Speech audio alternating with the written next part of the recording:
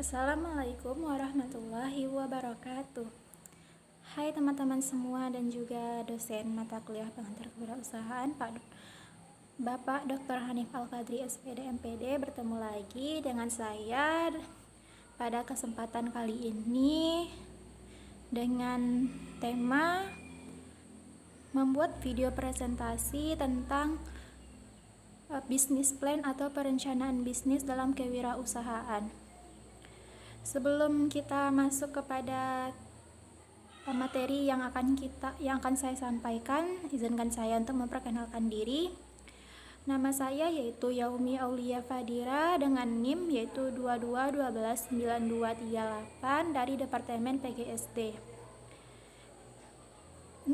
Tugas video presentasi ini merupakan tugas dari mata kuliah pengantar kewirausahaan dengan dosen pengampu saya yaitu Dr. Hanif Al-Qadri SPD MPD dengan kode seksinya 202211280833. Baiklah teman-teman, pada video kali ini saya akan membuat sebuah video tentang perencanaan bisnis atau bisnis plan dalam kewirausahaan.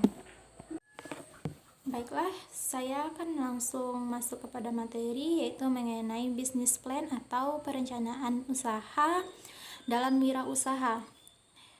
Bisnis plan atau perencanaan usaha itu apa dan mengapa itu dibuat oleh seorang wirausaha, baik itu businessman maupun businesswoman. Wirausaha itu dimulai mau tidak mau, bahkan hampir seluruh aspek pekerjaan di dunia ini membutuhkan suatu rencana.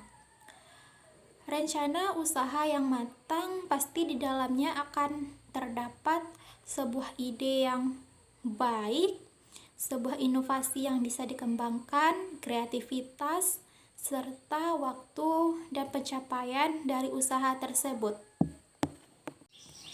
Ketika kita merealisasikan atau mewujudkan ide yang ada pada otak kita menjadi sebuah produk atau jasa, kita realitasnya akan dihadapkan dengan dua kemungkinan, yang mana pada sebuah usaha kemungkinan yang dua tadi itu merupakan suatu hal yang pasti.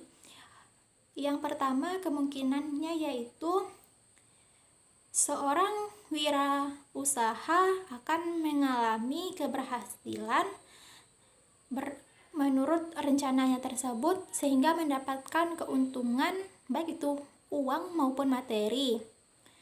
Kemungkinan yang kedua yaitu bisa saja wirausaha tersebut mengalami kegagalan dan setelah mengalami kegagalan tersebut, seorang wirausaha haruslah memikirkan apa rencana berikutnya, karena ketika kita mengalami kegagalan dalam usaha, pasti kita akan mengalami kerugian, bahkan kita akan mengalami kekurangan modal. Mengenai bisnis plan atau perencanaan ini, David Edsbank pernah menyampaikan atau menjelaskan bahwa seorang pengusaha yang tidak bisa membuat perencanaan usahanya dengan baik, sebenarnya dia sudah merencanakan kegagalan untuk usahanya.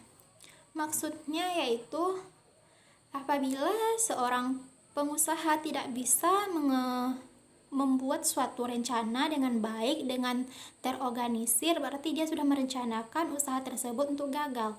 Karena apa? Karena rencana usaha ini bisa menjadi sebuah patokan untuk usaha kita tersebut bisa menjadi berhasil dan berkembang.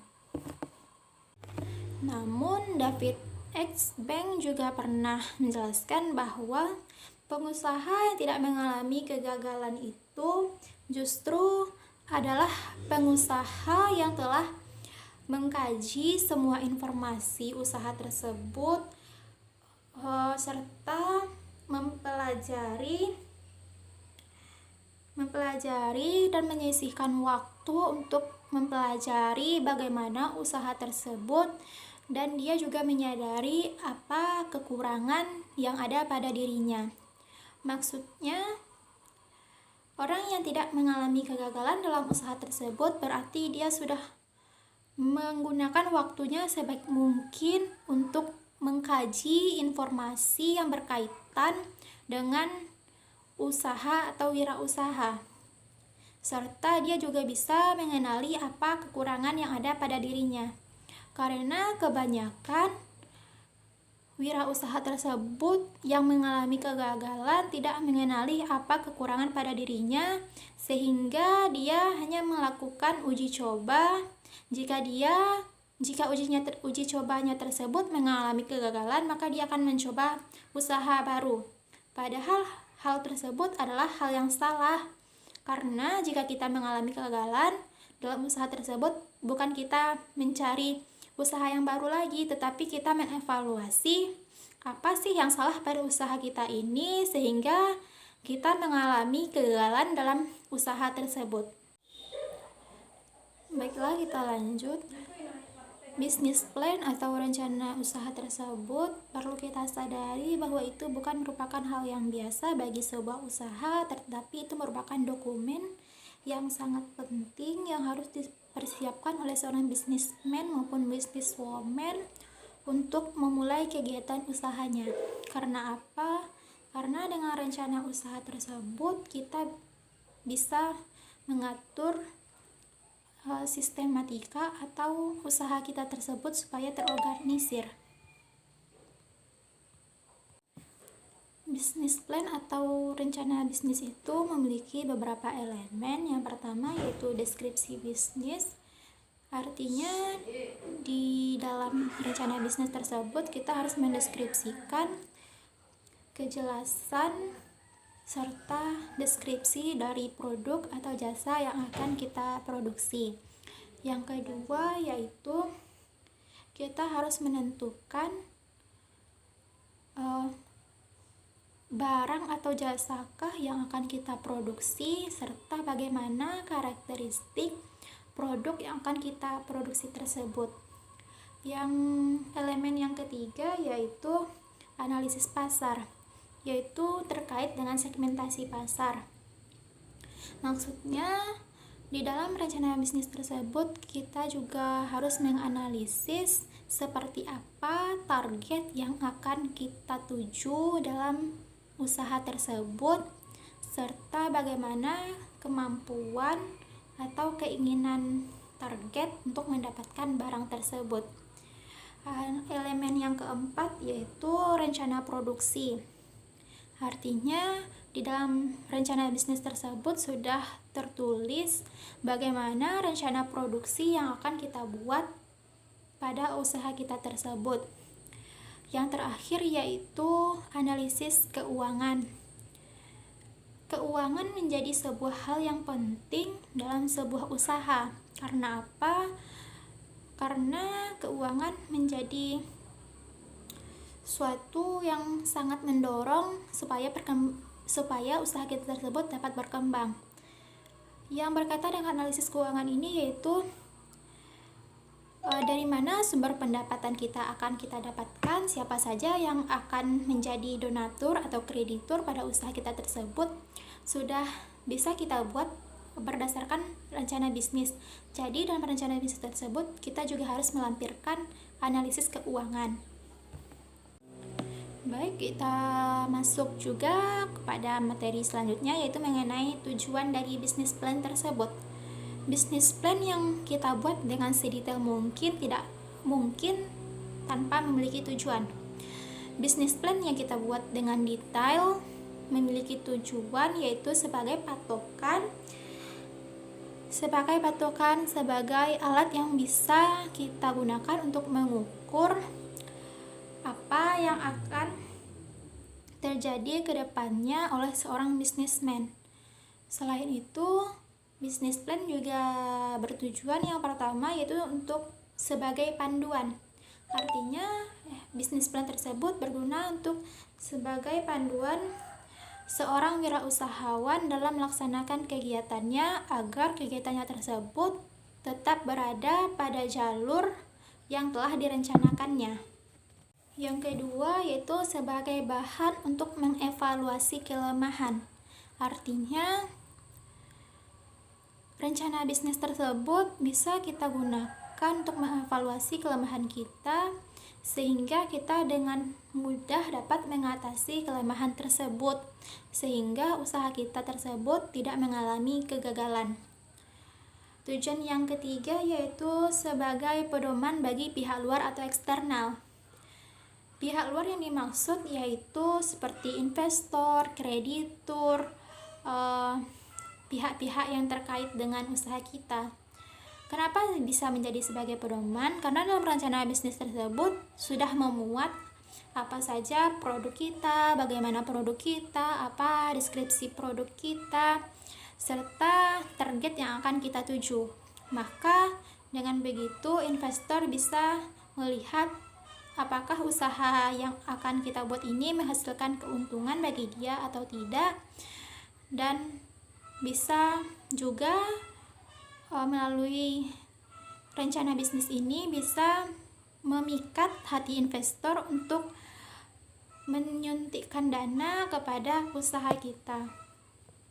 Dan tujuan yang keempat yaitu untuk sebagai dasar memaksimalkan sumber daya yang kita miliki, dan juga sekaligus untuk memberikan pedoman bagi perusahaan atau lembaga kita sendiri.